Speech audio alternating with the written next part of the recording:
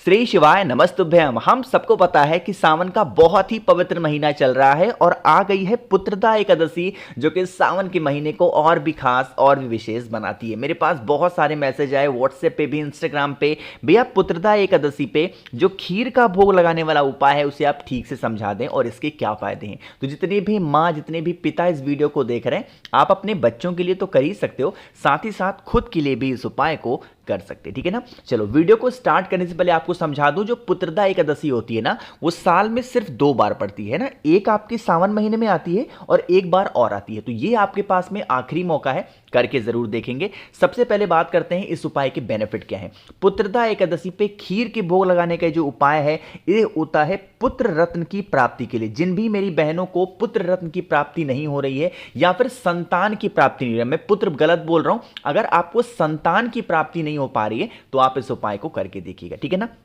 चलो आगे हम लोग और उपाय की बात करेंगे, पहले इसकी बात करते हैं। आपको अपने घर में इस तरीके से बनाना होगा खीर। आप कहोगे भैया एकादशी का दिन है तो खीर हम कैसे बना सकते हैं? आप खीर बना सकते हो, खा नहीं सकते, इस चीज का ध्यान रखिएगा, ठीक है ना। तो आपको खीर बनाना है। खीर के साथ में हमें जरूरत होगी 2 बेलपत्र। कितनी? 2। तो आपको इस प्रकार से लेना है और कहीं से कटी फिटी ना हो, है ना। इस उपाय को पति और पत्नी दोनों साथ में करेंगे, इस चीज का ध्यान रखिएगा ना। किसी भी प्रकार से अपने हस्बैंड को मना लो, अपनी वाइफ को मना लो, कैसे भी करके, बट दोनों साथ में ही करेंगे, ठीक है ना। 2 बेलपत्र लेंगे और खीर बना के घर से और पहुंच जाएंगे तांबे के लोटे में जल को लेके महादेव के शिवलिंग के पास में, ठीक है ना। यह उपाय मंदिर में ही करना है, घर पे नहीं करना। समझने की कोशिश करिएगा। फेस रखेंगे उत्तर दिशा, नॉर्थ डायरेक्शन। पुत्रदा एकादशी पे महादेव के शिवलिंग के पास पहुंच के सबसे पहले एक आपको घी का दिया गोल बत्ती का लगाना होगा, महादेव का ध्यान करके, है ना। पहले पहुंच के दीपक लगा दो। अब आपके पास में 2 बेलपत्र है ना।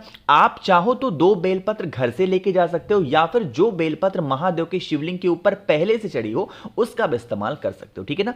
2 की दोनों बेलपत्र को एक हस्बैंड चढ़ाएगा और एक बेलपत्र जो वाइफ होंगी, पत्नी होंगी, वो चढ़ाएंगी, ठीक है ना। बेल पत्र को समर्पित करने के बाद में जो आपने घर से खीर बनाया है उस खीर का भोग महादेव के शिवलिंग को टच करा देना, ठीक है ना। और टच करा के फिर महादेव के शिवलिंग के पास में ही रखना।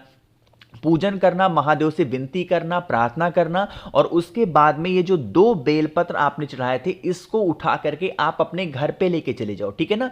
चाहे वो हस्बैंड कर रहे हैं इस उपाय को, चाहे वाइफ कर रही है, दोनों साथ में करो, कैसे भी कर लेना। और करके दोनों लोग रात में सोने से पहले एक एक बेलपत्र चबा चबा करके, कूच कूच करके अगर आप खा लेते हैं तो आपको संतान की प्राप्ति जरूर होगी। पुत्रदा एकादशी का नाम ही है ऐसा कि आप सभी को संतान की प्राप्ति जरूर होगी। जिन भी मेरे भाई बहन को इस प्रकार से समस्याएं आ रही हैं उनको संतान का सुख नहीं मिल पा रहा, ठीक है ना। करके जरूर देखिएगा और अगर आप इस वीडियो को शेयर भी करिएगा बहुत ज्यादा लोगों के पास में, ठीक है।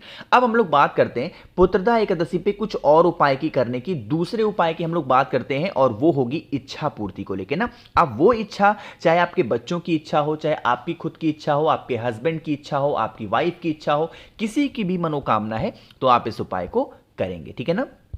उसके लिए आपको लेना होगा शमी का पत्ता, है ना। चाहे यहां पे 2 ऑप्शन है, चाहे तो आप शमी का पत्ता ले सकते हो और शमी का पत्ता नहीं मिलता तो बेलपत्र ले सकते हो, यानी कि दोनों नहीं लेना, या तो बेलपत्र ही ले लो या तो शमी का पत्ता ही ले सकते हो, ठीक है ना। लेकिन चाहे आप बेलपत्र तोड़ रहे हो या फिर शमी पत्र तोड़ रहे हो या फिर शमी पत्र बेलपत्र खरीद रहे हो, किसी से ले रहे हो, जब लोग किसी से खरीदोगे, किसी से तोड़ोगे कहीं से, तो वहां पे आपको केदारेश्वर महादेव के नाम से लेना होगा। किसके नाम से लोगे?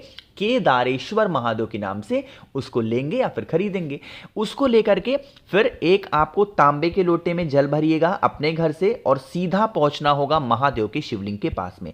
आपके पास में या तो एक बेलपत्र होगी या तो आपके पास में एक शमी का पत्ता होगा, ठीक है ना। दोनों में से कुछ तो होगा। क्या करिएगा, इन दोनों में से जो कुछ भी है, अब आपने तो लिया है किसके नाम से? केदारेश्वर महादेव के नाम से, लेकिन जब आप इसे चढ़ाओगे महादेव के शिवलिंग के ऊपर तो डोलेश्वर महादेव, फिर से बोल रहा हूं, नाम को नोट कर लीजिएगा। कौन से महादेव? डोलेश्वर महादेव के नाम से उस बेलपत्र को महादेव के शिवलिंग के ऊपर समर्पित करके और उसके बाद में फिर 1 लोटा शुद्ध जल तांबे के लोटे से श्री शिवाय नमस्तुभ्यम का जप करके समर्पित करिएगा। जो आपकी मनोकामना हो, जो आपके विशेष हो, बहुत दिनों से अधूरी है, जिसके लिए आप बहुत दिनों से परेशान चल रहे हैं, उस कामना का ध्यान करते हुए अगर आपने इस उपाय को पूरे नियम और विधि विधान के साथ कर लिया तो बरसों पुरानी जो भी आपकी मनोकामना होगी पूरी जरूर होगी। ठीक है ना। एक बार रिवाइज करा रहा हूं, बहुत ध्यान से सुनिएगा।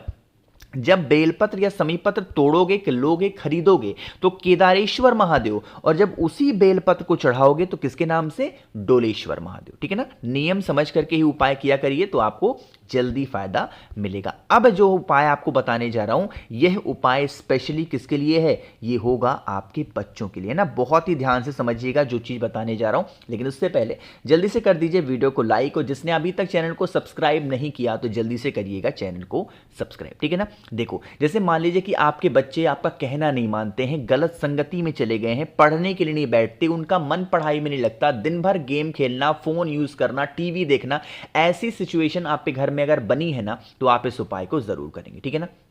देखो, स्क्रीन पे आपको शहद दिख रहा है, तो आपको भी क्या करना है? बस 1 चम्मच के आसपास शहद ले लो, 1 चम्मच ले लो या फिर 2 चम्मच शहद ले लो। शहद को लेने के बाद में आपको लेना होगा 1 रुद्राक्ष। अब ये वही उपाय है जो हमें 9 मुखी रुद्राक्ष से करना है। कुछ लोग कहेंगे भैया 9 मुखी रुद्राक्ष हमारे पास नहीं है, तो उसके लिए बिल्कुल परेशान ना हो। अभी तक मैंने 1800 से ऊपर लोगों को रुद्राक्ष भेज चुका हूं, 9 मुखी रुद्राक्ष इस उपाय को करने के लिए उनके घर तक। ठीक है ना। अगर आपको भी चाहिए तो मुझे मैसेज कर दीजिएगा 9005643345। 9 मुखी रुद्राक्ष, ओरिजिनल रुद्राक्ष, असली रुद्राक्ष आप पे घर तक मैं डिलीवर जरूर कर दूंगा। ठीक है ना। करके देख लीजिएगा।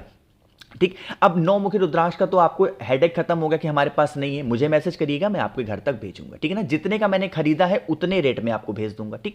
तो 9 मुखी रुद्राक्ष। अब बात आती है भैया हमको तो आपने भेज तो दिया है, लेकिन हम पहचान नहीं पा रहे 9 मुखी रुद्राक्ष होता कैसे। देखो, सबसे पहले ये गोला देखा करो जिसके अंदर हम धागा डालते हैं। ये गोला देख लिया। अब इससे रिलेटेड जितने भी लाइन होते हैं ना उसको काउंट करो। जैसे एक ये हो गया, दूसरा ये हो गया, तीसरा लाइन यहां पे आया है, चौथा यहां पे देखो ये आया हुआ है। ठीक है ना।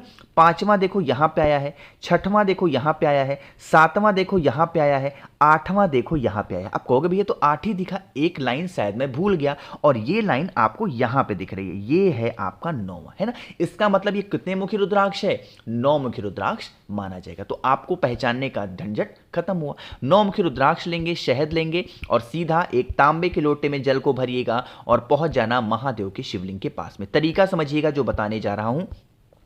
सबसे पहला काम करेंगे, जो आपके पास में शहद है ना, उस शहद को भोले शंकर के शिवलिंग पे माता अशोक सुंदरी के स्थान पे अच्छे तरीके से लेपन करना है ना। जिस जगह पे लेपन किया है आपको उसी स्थान पर उस 9 मुखी रुद्राक्ष को रख देना है ना। रख दिया अच्छे तरीके से, और शहद में अच्छे से रुद्राक्ष को डुबा देना है ना। प्रार्थना करना, महादेव से विनती कर लेना, जो भी आपको कामना कहनी हो वो कहना। जिस कटोरी में आपने रखा था शहद को, उसी कटोरी में यहां से उठा करके क्या रखोगे? रुद्राक्ष कटोरी में रखोगे, और जो शहद महादेव के शिवलिंग के ऊपर समर्पित किया है उसी शहद को निकाल करके फिर से उस कटोरी में रख लेना है ना। इस कटोरी के जल को लेकर के अपने घर पे जाएंगे रुद्राक्ष के साथ में, और उससे पहले महादेव के शिवलिंग के ऊपर 1 लोटा जल जरूर चढ़ा देना। घर पहुंच गए, घर पहुंचने के बाद में आपको रुद्राक्ष को अच्छे से धुल करके जिस स्थान से उठाया था वहां पे रख दो, और उसके बाद में इसका जो शहद होगा वो आपको 9 दिनों तक आपको अपने बच्चे को किसी भी चीज में मिक्स करके या फिर ऐसे भी करके आप चटाना स्टार्ट कर दो। उसकी जो गलत संगति होगी, गलत आदत होगी, गलत हैबिट होगी, वो सुधरना स्टार्ट हो जाएगी। ठीक है ना। करके जरूर देखेंगे। और हाँ, जरूरी नहीं कि इस उपाय को आप चाहो तो बच्चे के लिए कर सकते हो, कोई बड़ा अगर है, वाइफ है, हस्बैंड है, कोई भी है गलत संगति में है, उनके लिए भी कर सकते हो। ठीक है ना। चलो अब बात करते हैं इस वीडियो के सबसे आखिरी और बहुत ही छोटे से उपाय की, जो कि हमें करना होगा मक्खन के साथ में। ये भी आपके बच्चों को, आपके हस्बैंड को, आपकी वाइफ को सुधारने के लिए ही है ना। समझने की कोशिश करिएगा। यहां पर फिर से क्या दिख रहा है आपको? मक्खन। मार्केट में बहुत ज्यादा मात्रा में मक्खन मिल जाएगा, तो आपको थोड़ा सा मक्खन लेना। मक्खन के साथ में आपको तांबे का लोटा लीजिएगा, उसमें जल भरिएगा और सीधा पहुंच जाना फिर से महादेव के शिवलिंग के पास में, है ना। हमने क्या किया था? हमने पहले उपाय में माता अशोक सुंदरी के स्थान पे लेपन किया था शहद का, लेकिन इस उपाय में आपको उस मक्खन का लेपन करना है महादेव के शिवलिंग के ऊपर, अच्छे तरीके से करना और इस कामना से करेंगे, हे शिव शंभु भोलेनाथ, हमारे घर में इस तरीके से समस्याएं हैं, लोग बिगड़े हुए हैं, गलत संगति में हैं, आप इन्हें ठीक कर दें। करने के बाद में आपको इस मक्खन को यहां से निकाल करके किसी छोटी सी कटोरी में रोक लेना। जब मक्खन को आप निकाल रहे हो तो महादेव से यह विनती करेंगे कि हे शिव शंभु, हम इसे औषधि के तौर पे ले रहे हैं, और लेकर के कटोरी में रोक लेना। फिर इस कटोरी को लेकर के घर जाएंगे, उससे पहले 1 लोटा शुद्ध जल तांबे के लोटे से श्री शिवाय नमस्तुभ्यम का जप करके समर्पित करिएगा। अब आपको इस मक्खन को 11 दिनों तक, जो शहद वाला उपाय था उसे 9 दिनों तक खिलाना है, लेकिन जो मक्खन वाला उपाय होगा इसे आपको 11 दिनों तक खिलाना है अपने बच्चे को, या फिर जो व्यक्ति आप पे घर में चिड़चिड़ करता या फिर बहुत क्रोध करता है ना। फ्रिज में रख दीजिएगा और डेली इस्तेमाल आप करके देख लीजिएगा, आपको बहुत फायदा मिलेगा ना। किसी चीज में मिला दो, चाहे ब्रेड में लगा दो या फिर किसी भी चीज में खिला सकते हो, ठीक है ना। तो मैंने कोशिश की आप सभी को पुत्रदा एकादशी के बहुत ही विशेष से सारे उपाय को बताए हैं। लास्ट के जो तीसरे उपाय शहद वाले और मक्खन वाले बताए हैं, यह उपाय जरूरी नहीं है पुत्रदा एकादशी पे ही किया जाए, यह आप किसी भी विशेष तिथि पे विशेष दिन पे कर सकते हो, इसकी तिथियों की जरूरत नहीं है। लेकिन पहला उपाय और दूसरा उपाय सिर्फ पुत्रदा एकादशी पे ही आपको करना है। तो वीडियो पसंद आई हो लाइक करिएगा, कुछ पूछना है नहीं समझ में नीचे कॉमेंट सेक्शन में पूछें। मेरे जितने भी भाई बहन आवाज मेरी पहली बार सुन रहे हैं, चैनल को जरूर सब्सक्राइब करिएगा। श्री शिवाय नमस्तुभ्यम।